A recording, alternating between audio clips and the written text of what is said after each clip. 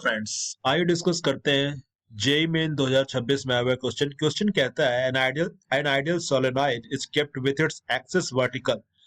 देखो, सोलेनॉइड दिया गया है, सोलेनॉइड है, इसकी एक्सिस को वर्टिकल दिया गया है, ठीक है। Current I0 is flowing in the current जो है वो I0 फ्लो हो रहा है इस सोलेनॉइड में, ठीक है। ठीक है, a charge Q is throne downward inside the solenoid.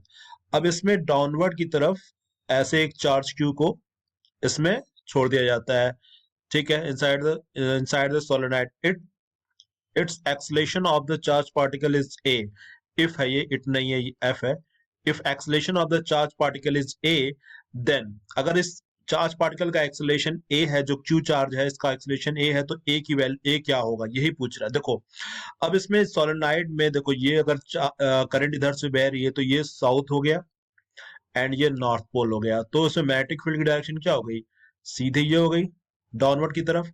और चार्ज जो क्यू है वो भी डाउनवर्ड नीचे की तरफ गया है, तो उसकी वेलोसिटी भी नीचे की तरफ ही है। तो देखो, जो मैग्नेटिक फोर्स होगा इस पे एफ एम जो होता है वो क्यू वी क्रॉस बी होता है, वी क्रॉस बी।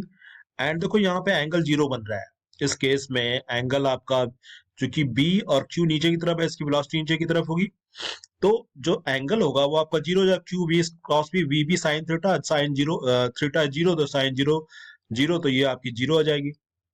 तो मैग्नेटिक फोर्स जीरो हो गया।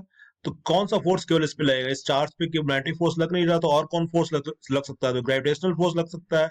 और ग्रेविटेशनल फोर्स की वजह से जो एक्सेलरेशन होगा केवल जी होगा, तो टू आंसर इसका करेक्ट होगा। इसमें देखो एक और केस आप बना सकते हो कि वर्टिकल तो है आप, लेकिन अगर मान लो कि करंट अगर इधर से बह रही है, आई नॉट इधर से अगर बह रही है, ठीक है, तो ये साउथ हो जाएगा एंड ये नॉर्थ हो जाएगा, तो मैग्नेटिक फील्ड डायरेक्शन क्या हो जाएगी, ऊपर की तरफ हो जाएगी, इनसाइड द सोलेनॉइड, ठीक है।